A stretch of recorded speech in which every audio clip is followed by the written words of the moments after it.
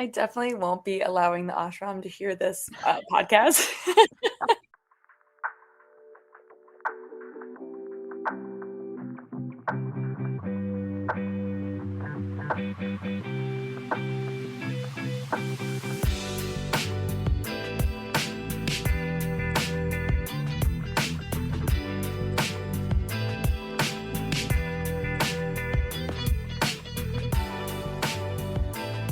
Hello, my dear friends. Welcome to Led to Gold, the podcast devoted to discussing all things growth and wellness. And I'm so excited for this episode because I have a new guest. This is the first guest of 2024, and I just can't wait. I think I mentioned this a little bit in the episode once we get into it, but I had talked to Dominique right around the same time that Led to Gold started as a podcast, and she was very interested in coming on.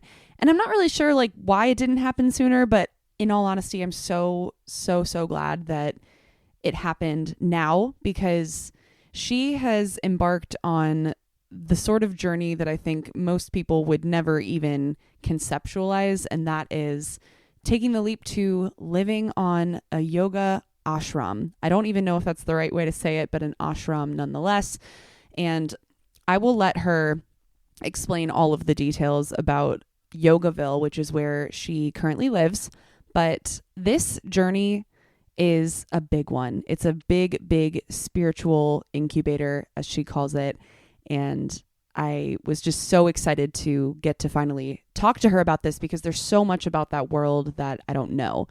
And Dominique has been such an interesting part of my life. She's a friend that I will say routinely throughout this episode has lived many lives, but I wanted to kind of talk about how we met and what sort of brought her into my life in the first place. And that is that she gave me a ride to a concert my freshman year of college when I was just in a bad place. And she sort of just kind of appeared as this great friend, immediate, it was an immediate friendship sort of thing. And while we didn't really stay in touch those first few years, the craziest thing was that years later, once I was close to my end of my college career, I sort of re-met her again when she just so happened to be in the same women's skate group that I was in. I was going to meetings, and then one day she just showed up and I was like, oh my God, hey. And from there, we've kind of just stayed in touch over the years, and I just love her. I just love her so much. So I'm so happy that she was able to come on and chat about where she's at now. And yeah, it really feels like a full circle moment. So really cool to have her. And I'll let her do the rest of the talking on all of this. But before I do, I just want to do my usual spiel here. If this is your first time listening, first off, thank you so much for listening. I hope you love it. And if you do love it, consider giving a little rating or sharing with a friend who might like this episode or any of the other episodes that you might stumble upon. I would love that. I really am hoping for this community to grow in 2024. So sharing will absolutely help with that. Other ways to support, all my links for all the things are in the show notes, but you can find me over at Instagram. Follow me there. I also run a blog, and while this comes out every other Monday, I also have blog posts coming out on the adjacent Mondays. So if you want a little bit more from me in the form of writing, you can check out ledtogold.com. That is my blog. You can subscribe. Subscribers get exclusive playlists once a month, which is super fun, and I love to do that. So lots of things. Oh, and the last thing that I always forget to mention is that I have some merch over at TeePublic. Link is in the show notes for that as well. So anything you're interested in, it's all there. And as per usual, I always love hearing from you all. So if you have any feedback or questions after listening to this episode, reach out on Instagram and I would love to chat with you. All right, I'll get into the rest of this. Stick around, enjoy, and thank you for being here. I love you so much. See you soon.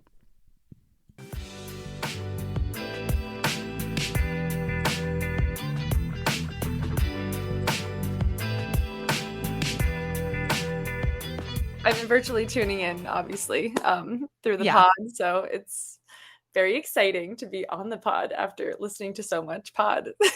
Yes. And like with a little background, so when I first started this, like you and I had talked about coming on, but I was talking to my partner about this morning. I was like, no, I really wanted to interview you now because of your experience on the ashram. And I just feel like so much has happened for you in the last year and some like big changes. So I feel like it really was divine timing.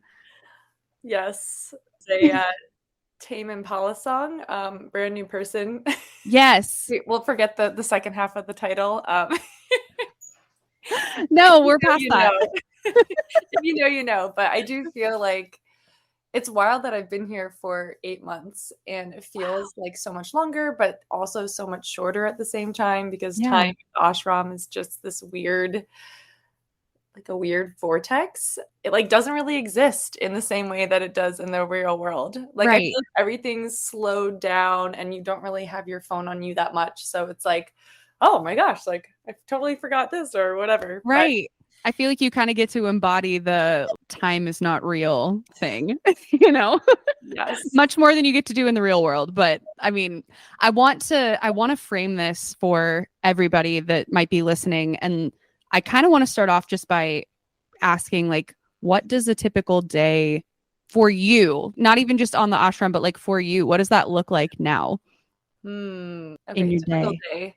A day in the life of Dominique. I There's this really funny Instagram meme that I just saw, and it's like the life of every spiritual like Instagrammer, and it's like I wake up at 4 a.m. and I don't wake up at 4 a.m. We do have a meditation at 5 a.m., but I only did that for a month when I first got here.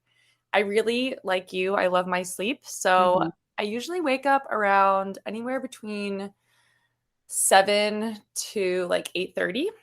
Okay. And then I roll out of bed, I make lemon water or my dandy blend, and then I usually do some journaling first. I have my mighty composition notebook. I've been doing morning pages for a couple of years now, but that's like Incredible. my first thing is like journal whatever the heck is on my mind. And then if I have enough time, which it depends on the day, I'll try to do a 30-minute meditation right where I'm sitting now with a little back support. And then if I have a lot of time, I'll do a hatha yoga practice. Ooh. And we do have like there is a daily ashram schedule. So they have meditation at 5, which is like an hour and a half. And then they have like a 6 a.m. yoga class, which is an hour and a half. So if you want to partake in the ashram activities, it's basically like 3 hours of your morning. So I've kind of like when I first got here, I was doing a lot more, I think, on their schedule. But now I just kind of do my own thing. This way I can still have time to like be in my house and make breakfast and those kind of fun things. So Yeah. after So all the morning stuff, I go to work. awesome. We'll get into this too, but I'm so curious because there's so little that I know about. I almost imagine it like a commune. Is it a commune? Like, do you work there? What is it? So What the is the ashram. ashram? So I feel like I should first say like so it's Sri Swami Satchidananda's ashram at Yogaville. It's like the full title. And basically, there's a main campus that has like dorms and there's meditation halls and there's a dining hall, there's a library, and then there's like obviously places to do yoga. So my job is technically I'm in the admin building, so I'm not actually on the main campus, but most things for the ashram happen on, the main area. So we do have 3 meals a day. So there's like breakfast, lunch, and dinner. So it's kind of fun because, you kind of go to the dining hall and you're like, you have no idea what's for any of your meals. You're just like, Right. okay, like what is It's it like going a to be? Hogwarts vibe. You just like hop in, sit with everybody. Yeah. And it's like, I've never really lived in community like this since college. So, you see people all the time. Like you go for all your meals and it's all the same people. And we have tables that are basically really low to the ground. So you like sit on the floor and it's fun. It's fun because it's like you're constantly surrounded by people. And I always like when I first got here, I was like, how cool is it that you get to like go to dinner with people, but like for free every night? Like you can't just Yes. go to a restaurant and be like, hey, how's it going? Like the person would be like, why are you talking to me? So Oh. there are elements of living in community that are really lovely. Yeah. Yeah. And I felt like maybe having a definition sort of for what that looks like. Sorry if you can hear my cat, by the way. She's bothering us. Um, but I'm just so curious what it's like. And another thing I think might sort of help paint this picture, if people are unfamiliar, would be, you mentioned college, and I met you, gosh, was it like 9 years ago almost, or 8 years Whoa. ago? And I would love to just take a second to like revisit Dominique from 10 years ago. Like how is your life different then? Like, It's let's just take it back. Oh my gosh. Yeah, well, we met when so we were going to like a punk alternative Oh my gosh. I show. want to hear both sides of this story. So, in college, I was part of the downtown music scene. So like grungy house shows in like grungy basements and wearing black eyeliner and trying to be like this hipster version of myself that like I still have those elements, but I feel like I was really trying to like embody that at JMU. Yeah. So yeah. I think it was Best Coast and Waves is It the show was. that we went to, which is It kind of was. like angsty surf punk rock. And I gave you a ride, and then I think we went to IHOP after. We very much went to IHOP after. It was so nice. Like from my end of things, it was cool because if I remember correctly, were you a senior that year or a junior? I think I was a senior. That sounds right. Yeah, senior yeah. year. So I was a freshman, and I don't know how this is like on other campuses in the country, but like freshmen at JMU couldn't have cars. So I remember just really wanting to go to this concert, and I had some friends that could drive us there, but they bailed last second, and I was like kind of just going through it anyway. So I was like, dude, if I don't go to this concert, I'm gonna do something dastardly. Like, this is not gonna be good. I need to fucking go.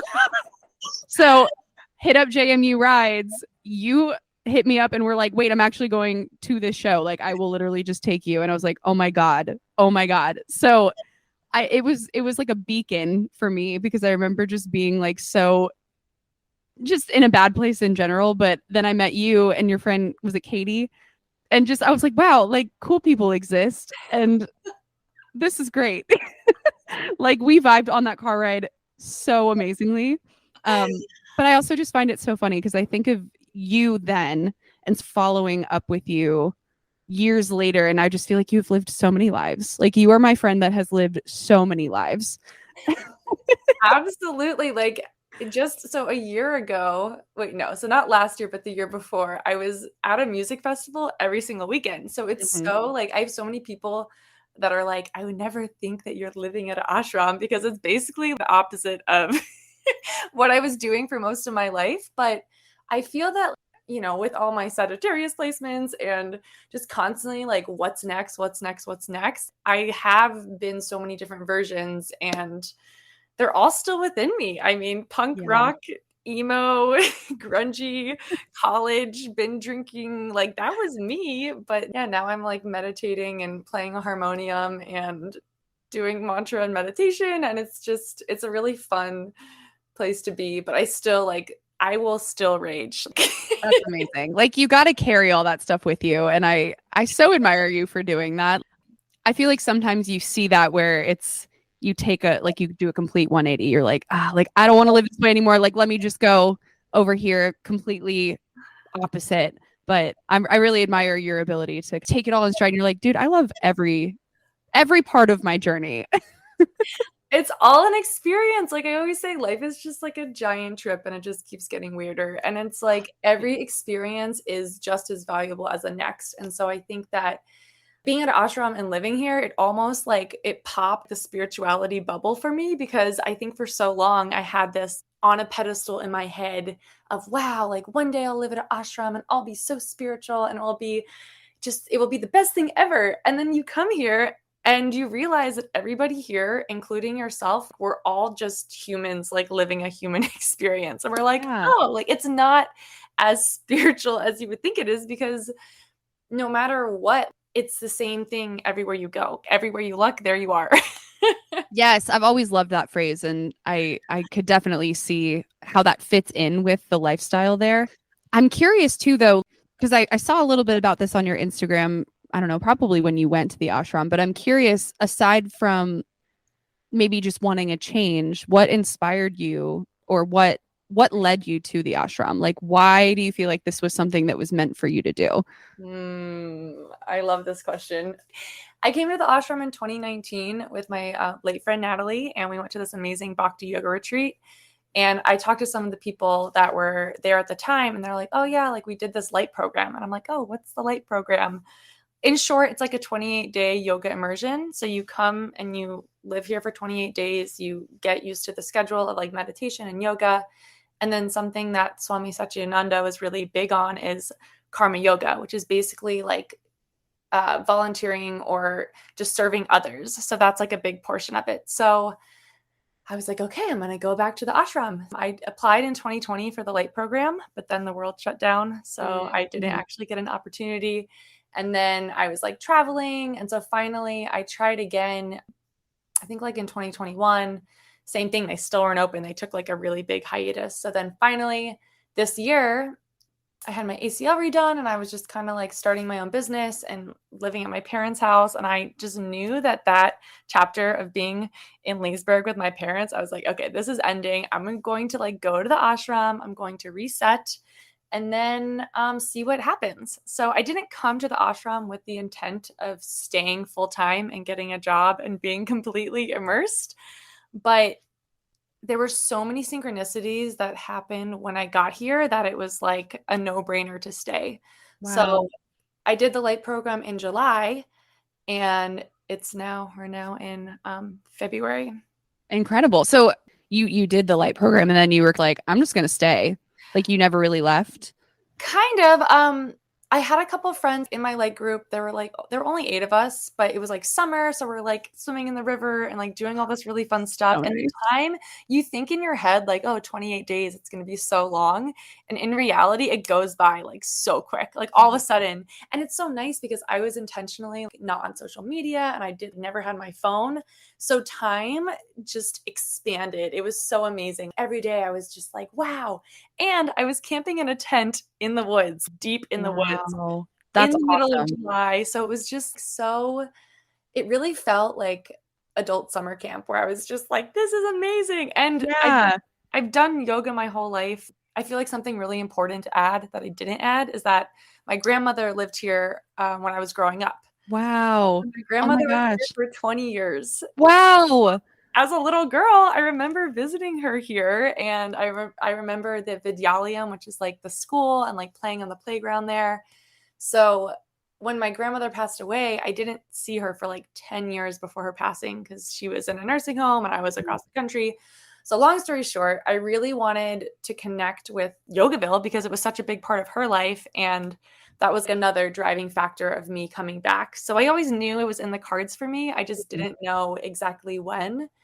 And I'm just so happy that I came when I did because it was just like so much has unfolded since I've been here. Yes. And I feel like I can tell that. I mean, I don't see you in person often, but I do think there's somewhat of a vibe that gets given off via social media. And the one thing, as I was writing down some questions for you, that the word that kept coming up was grounded. And I'm curious, when you are living your day to day now, do you feel like you are more grounded perhaps than you were living in Leesburg or living in Asheville or many of the other places you've been and lives you've lived? Like, how does it feel different? Mm. Well, I've always been like a high adrenaline adventure junkie type person. So most places I was living prior to the ashram were all like just go, go, go. So like working at Mhm. ski resorts and like snowboarding and even like at my parents' house, they are both the same way. Like parents are constantly like to the beach and back. So Yeah. this is like the first like, is this really the first time? I feel like there's a sense of peace that I have here. I live alone. I rent like upstairs of this house, and it's just everything feels like it feels perfect in a way. And like there are like little Yeah. things that kind of don't work at times, but I feel like I've learned so much before coming here. I was really learning about the nervous system and like how Mm. does our nervous system work? And like I knew that I had to slow down, but it was Mhm. really hard for me because I've always, just Because been you're really, a Sag. I know, I don't want to slow down. Like, I know, right? I know. I'm the same way. I think we've talked about this, but you have Aries in your chart too, right? no, I just No, you have don't. Okay. So I'm this. like the quadruple Aries. I've got some Sag in there. We are this in that way. It's the same. It's just like, all right, next thing. Next thing. Totally. And like I've even noticed that like with being at the ashram, like there are days when I'm just like, I gotta get out of here. Because the ashram we're 30 minutes from like a little like podunk town, and like Charlottesville's an hour, Richmond's an hour and a half. So Okay. now that it's winter and things have slowed down so much, I've been like going to Richmond, going to Charlottesville, just because everyone in the winter around here is basically just doing their own thing, going to bed early, and people aren't really social. And I'm like a very big social butterfly. So Right. I'm always looking Right. for something to do. And I saw that you went snowboarding was it last weekend? So, I mean, it's great that you can still kind of get out and do some of those things, you know? Exactly. And Worthwhile. I realize the spirituality can be with you everywhere. It's not just at an ashram. Yes, absolutely. I know. And I love, like, it makes me really happy because, again, I wasn't sure how often I guess you were able to get out and like get off the property there, but it sounds like it's just very open. Like, yeah, go do your thing, which is wonderful. Oh my gosh, dude, I'm so happy for you. And I'm also like I want to kind of talk a little bit about your business. And I know we talked a little bit before doing this about the journal that you're creating. And I feel like this also touches on that grounding conversation a little bit. So I would love to hear a little bit about that. Yeah. So journaling has always been a big thing for me. I mean, I went to school for journalism and I'm minored in creative writing. So Amazing. writing has always been my tether. It's always been the thing that I come back to every single day. So I have this like really just like a basic composition notebook. And I was thinking now that I guess I've been practicing a lot more different yogic techniques. So like pranayama, like my asana practice, which is like the actual physical thing, meditation. And so I was like trying to think of a way to keep track of all of this. And so I had this printed out like a calendar page. And I was just marking everything down. But then I was thinking it'd be kind of cool to have something where you could basically journal and then also just keep track of different parts of what you're doing. So that's kind of how the sadhana journal came into existence. And it also has all the moon cycles, meteor showers, because Oh my gosh. obviously I'm an astrology girl. We So love it. I want to be connected with what's happening in the sky. And especially being out here, like in the summer, and even I actually just went stargazing a couple of nights ago, but there's such little light pollution that one of my favorite things is to just go out at night and just like look up at the sky. And I've been trying to keep better track of the different meteor showers that happen throughout the year, because a lot of times like they're happening and we just don't know. We don't even know. Yeah, it's crazy. One of my students was like, "Oh, Miss Taylor, did you check that meteor shower last night?" And I was like, "No, would have been nice to know 2 days ago." But Exactly. Like the Geminid meteor shower, I think happened in December. And it's like crazy because when you go out during a meteor shower, you see like 20 meteors in like an hour. And it's just such a cool experience. It's such a great practice to just help you realize there's so much more out there. So this journal I've been working on is kind of like a culmination of all those different things. So it's like tracking your sadhana, being able to live with the seasons and with the moon cycles. And then, of course, I have my little intro, which is like how to use this journal. Like, these are the different parts. This is why I designed it in this way. And there's a couple other things that I'm going to keep a secret, but ooh, okay. I'm really excited to see about it, it though. will be available starting on the Lunar New Year, which is coming up really soon. And of course, I'm very much I don't know. The normal calendar year doesn't actually make sense, but it does have obviously the normal calendar year because that's what we live on. But I try to like create as many elements in it so that we can like live by the cycles of the moon and live by these natural events that are actually guiding us. So Yeah, like rewilding sort of thing. yes, I love yes, it. yes, I love it. yes. Tell me So about the name. What is it? What is it called again? Sadhana?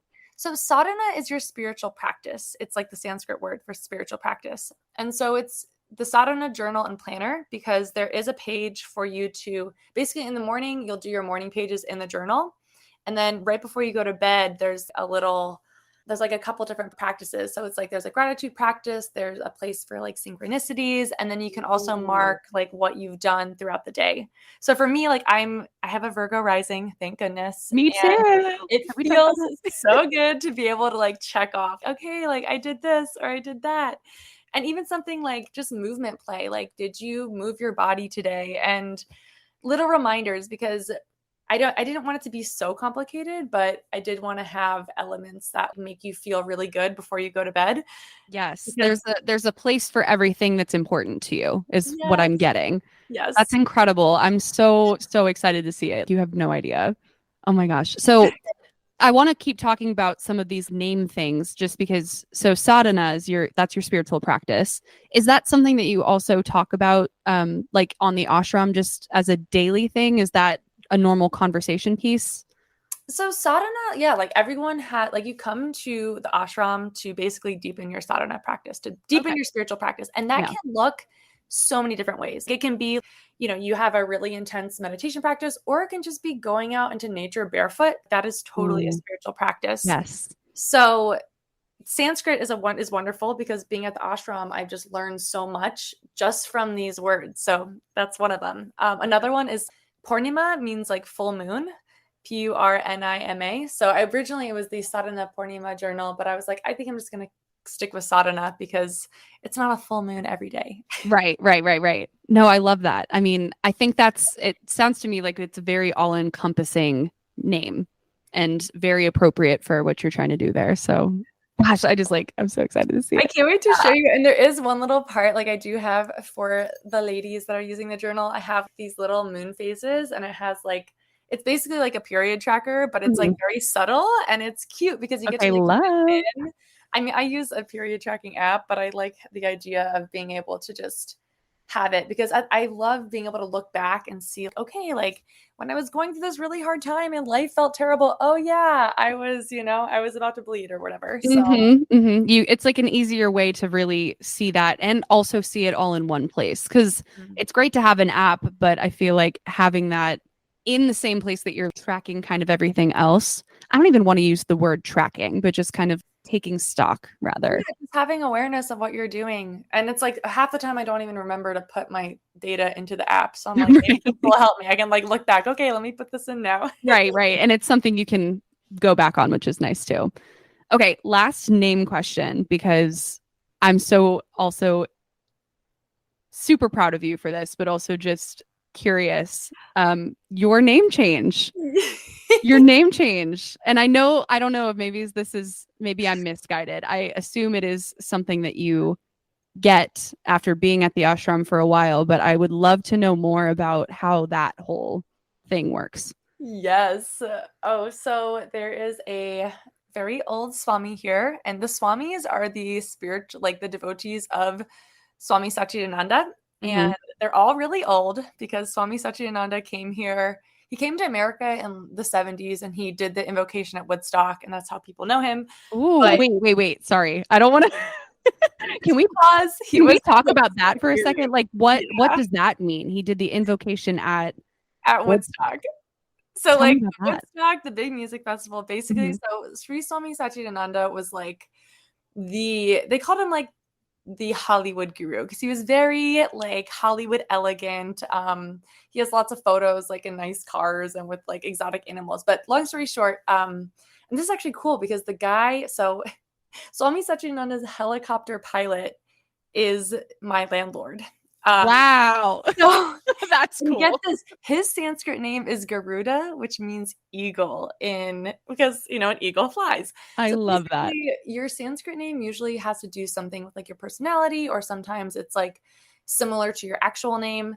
But going back to Swami Satchidananda at Woodstock, when Woodstock was happening, like they were so worried that it was going to be, I mean, it was chaos. Mhm. And so they couldn't actually drive him in. So they helicoptered him in to the actual festival, and he gave like the opening, like the Om Shanti Shanti, let's all be peaceful during this weekend. Mhm. And that's kind of how he was known because he was one of the first swamis to come to the US and really spread that. And he was known Yes. for when he started in New York, And it was like he was always hanging out with like all like the potheads, and everyone's like, why are you hanging out with all these druggies? And he would call them his children, and he's like, I see them for their inner light. And it's just kind of cool how that's who he was. Yeah. And I don't know if this is the right way to say it, but it sounds like maybe one of the US's like first real experiences with, I don't know if you would call him a teacher. Like, is that the right? yeah, and Yeah. like as guru translates to teacher, and I Okay. feel like the word guru can be like misconstrued, but it basically means teacher. So yeah, he was one of the first ones. I mean, Paramahansana Yogananda came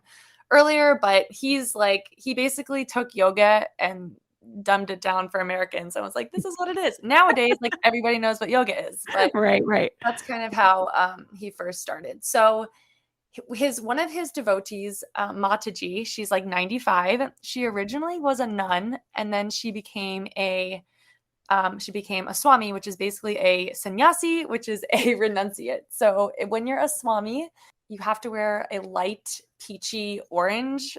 You wear like robes, and you're celibate. You live in the monastery. It's basically like being a nun, but for yoga people. So Okay.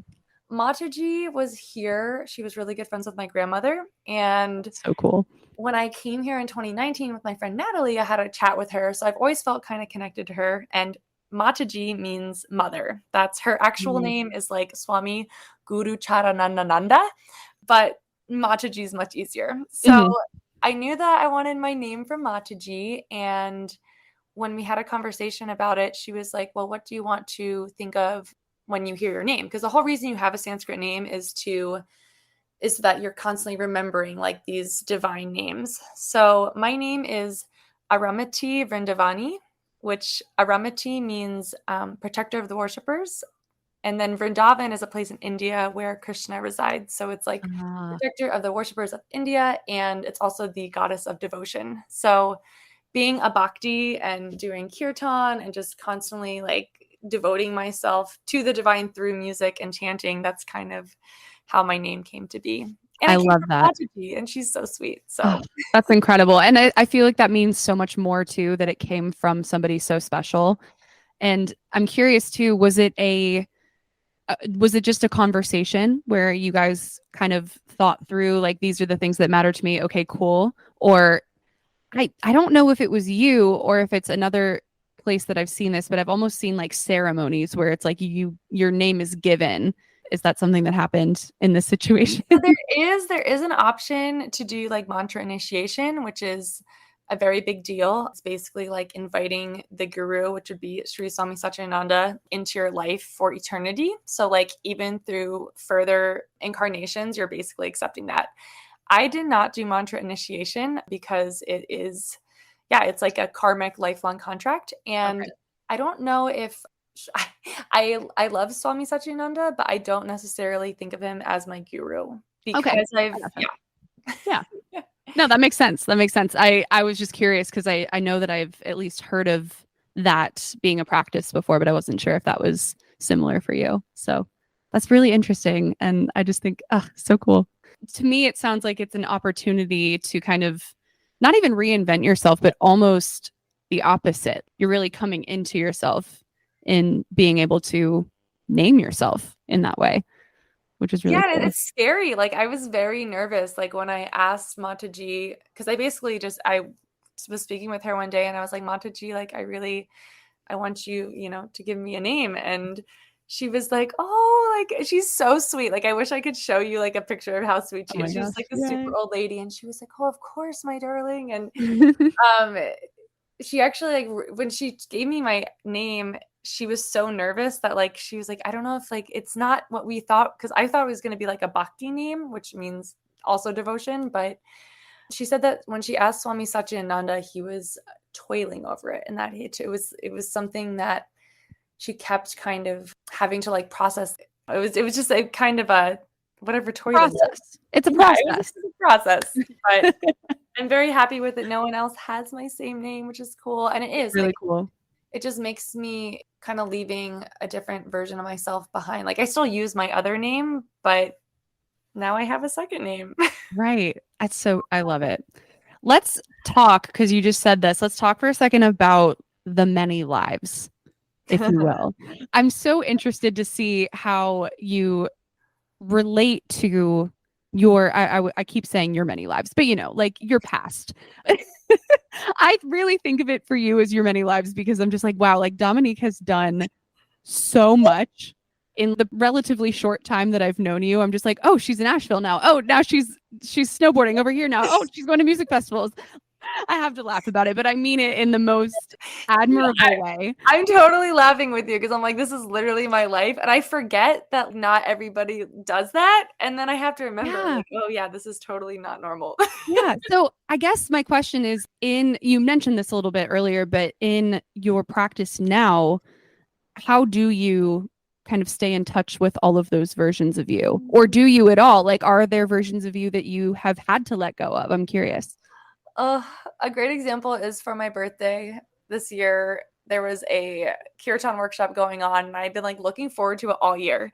And then like a week before, my sister's like, "Hey, I'm flying up to DC to come see you for your birthday." And I was like, "Oh gosh," because she wouldn't want to come here. So Mm-hmm. I was like, "Oh, look, there's like lab group is Charles the First, his Yes. thing." And so I basically went to DC instead of being spiritual and doing this kirtan training that I was looking forward to all year.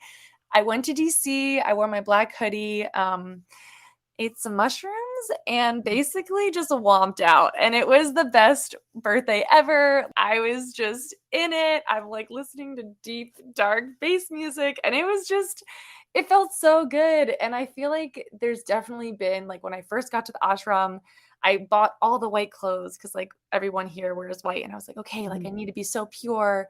But the more that I've been here, the more I actually value the old versions of myself. And Mm-hmm. so I have my hula hoop here. Like sometimes I'll listen to bass music and hula hoop in my room. And sometimes it's just anytime I meet up with my sister, it's like, I mean, I'm sober here, but when I go home, like I'll go have a beer at Crooked Run, like of course. Cool. And, Yeah. I'll smoke a joint too if I feel like it. But I I think that's love the Crooked thing Run, is side like note. I love that so much.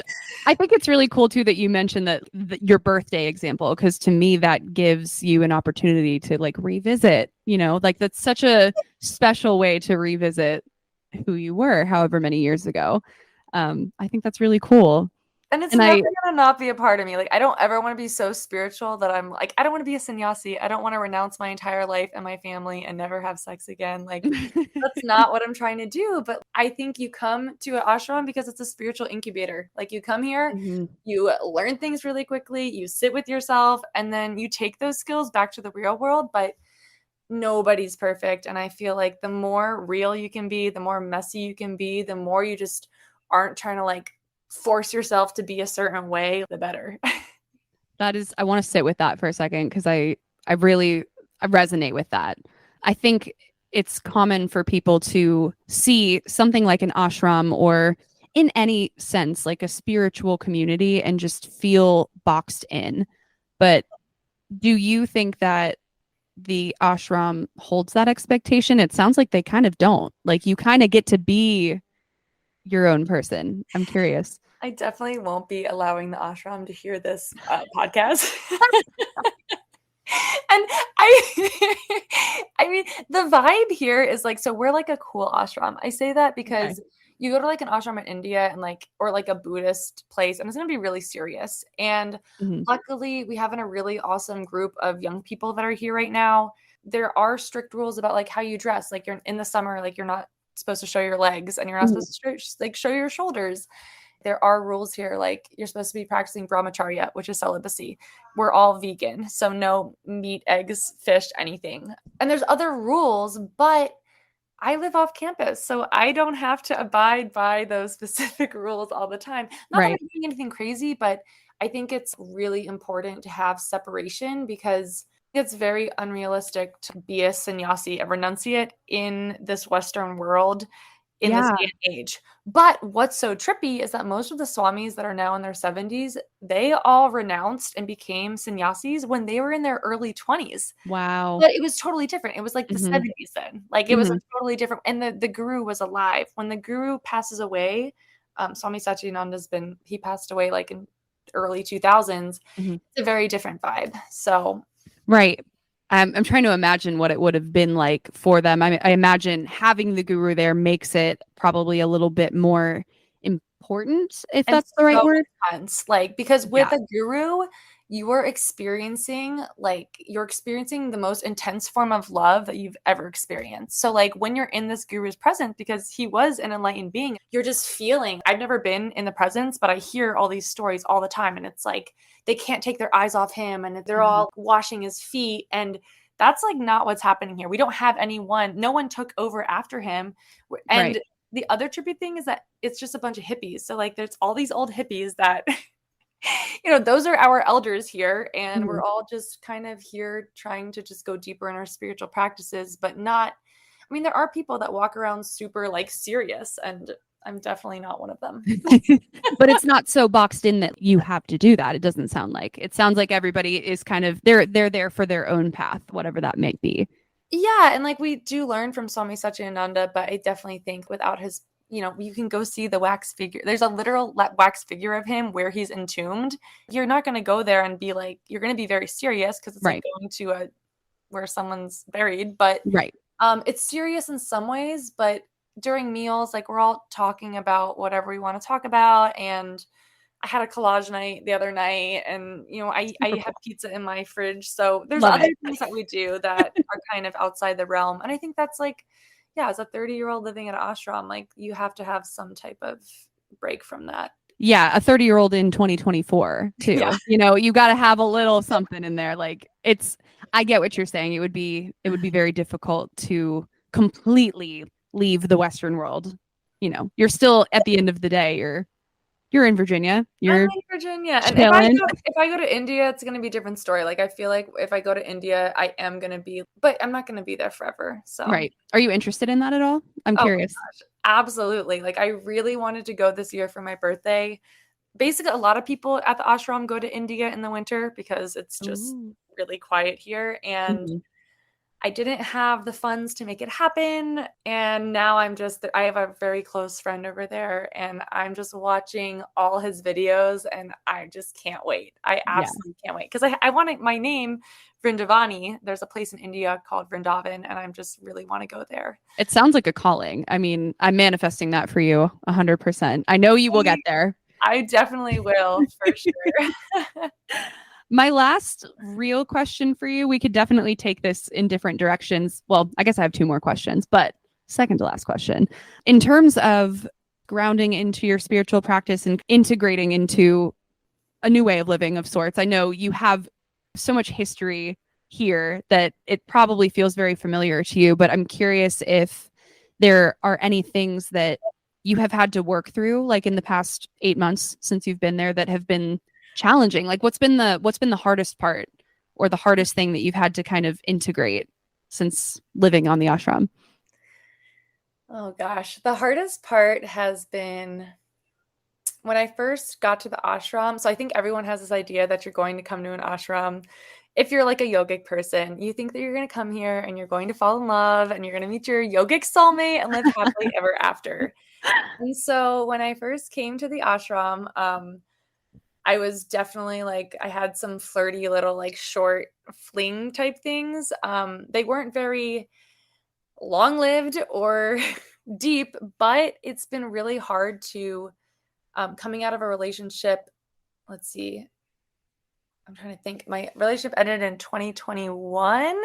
Being single at an ashram and like actually focusing on myself has been really hard. I Um, believe it.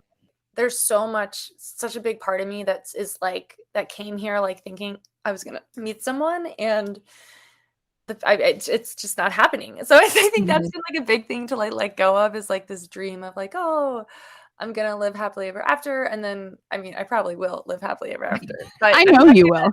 I'm not gonna meet my yogic soulmate here at the ashram, because it's just I realize that the hard spiritual lesson is that if I were to have found that here, I feel like it totally would have just distracted me from what I actually need to be doing. Mm, And the whole reason I came here is to like actually be grounded and to really be able to meditate on a daily basis. Like to be able to meditate for 30 minutes a day or 30 minutes 3 times a day, and to be right. able to do these things that for so long, like anytime I've been in a relationship, it's always like that's the focus of my life. And so being able to take that power back and to really be okay with like watching a movie on my couch by myself and being like, Yeah. it's a fun night for me to be alone. But I like, kind of got like a little emotional when you said that because it feels so nice to be able to like accept that, and relish in that. oh, I'm And really trying. I'm really trying. Like my three best friends are,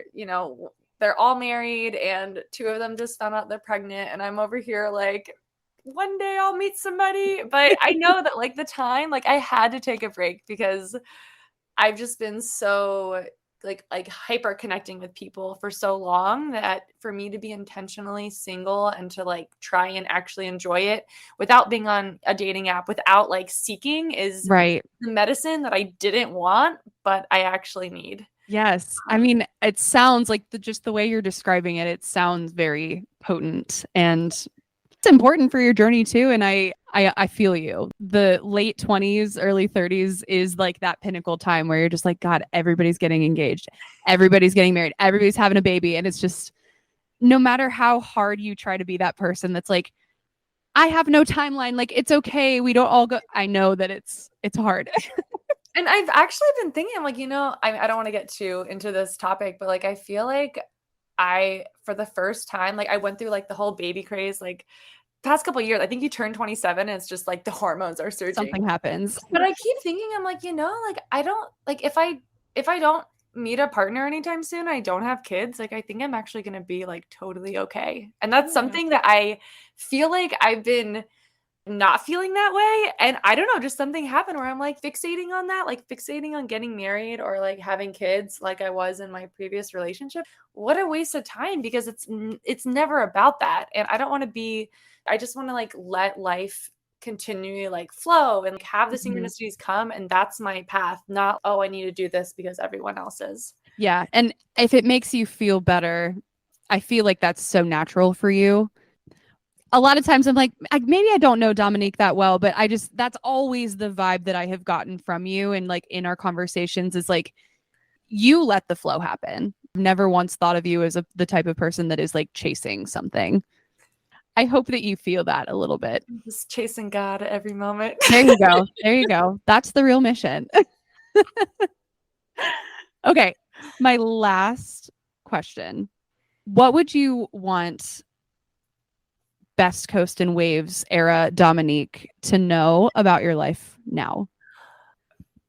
I would be like, stop trying to be cool. Stop trying to be like, I was so trying to be cool in college, like way too hard. And the funniest thing is that I never had to try ever. Like, I could have just existed. Like, little Dominique, just exist as you are. Like, follow the music that you like. Don't be ashamed that you're not into weird bands, because at the end of the day, like, you're perfect the way you are, and it's going to end up being like so much better than you ever could have imagined. And yeah, don't think for once that you're not special, because you are. I love that. Just Yeah, now. it gets like it's so much better. Like any plan that you think, like anything that you think of the future, it's always going to be so much better if you just like chill out and like let life Let it come to happen. you. And Yeah. people used to tell that to me, like, oh, stop looking, just like allow it to come. And I was like, what do you mean? But Yes. yeah, And Kevin Parker said it best, just he let it did. happen. He did. Oh God, we love that man. We love him so much. Side note, I don't know if you've ever been into Justice, like that sort of electronic band, but they just came out with a song together and Oh, I'm yes, of course. freaking out about it. Like absolutely.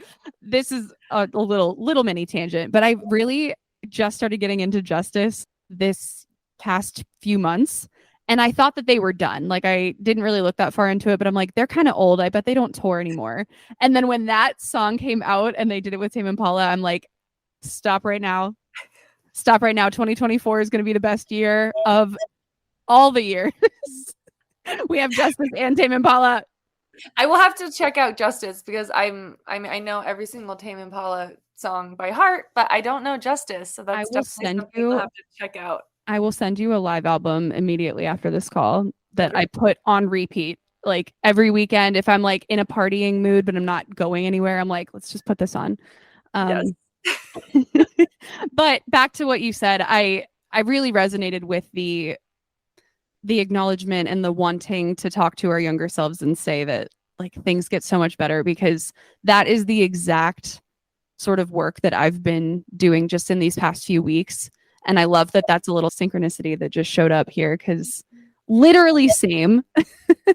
I was reading my journals from that same year just last night, and I'm like, God, this poor girl, this poor girl. And I'm trying not to demonize her, if that makes sense. Like I feel like I was so afraid of revisiting that time of my life and like the emotions that came up then. I don't know if that resonates with you, but the thing that kept coming back to me when I'm trying to be in communion with my younger self is it gets so much better. Like it just gets so much better.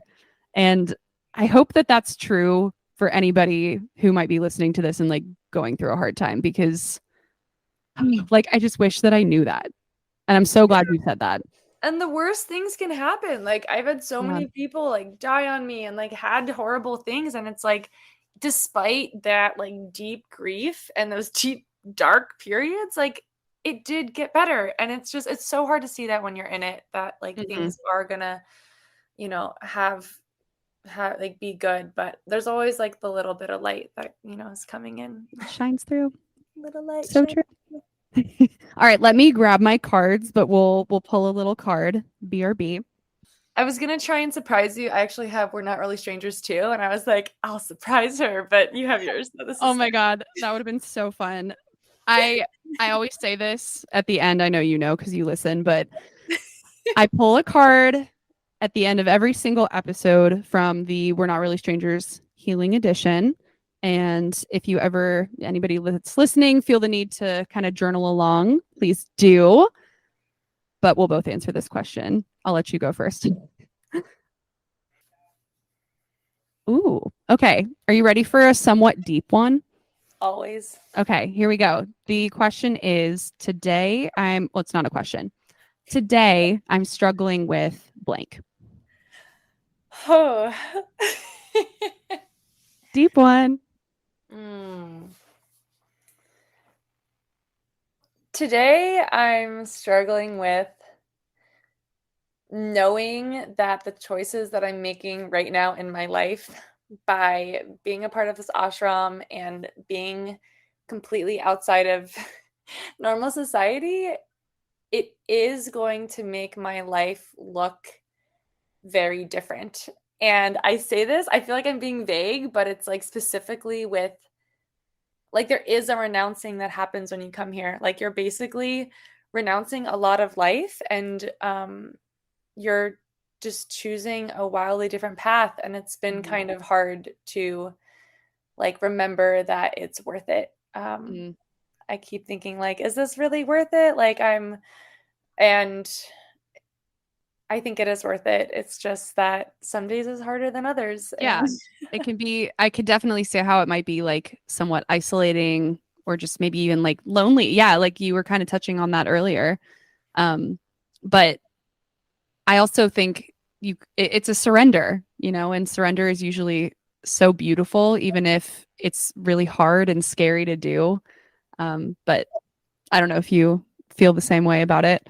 totally, it's like I also think it's just because I've been here like usually 6 months, I'm like, okay, something new. And so just trying to like be okay with not being somewhere new. I mean, I do have a Mhm. trip to Cali planned and a trip to Florida, but I'm just trying to be okay with like the normalcy of life, which has always been kind of a hard pill for me to swallow. But Yeah, like us sitting still. yeah, wait, I'm not gonna go move to a ski resort in 3 months. That's Okay. hard for us. We don't like this. We got to move. Hmm. Yes. I'm trying to think of my answer to this question.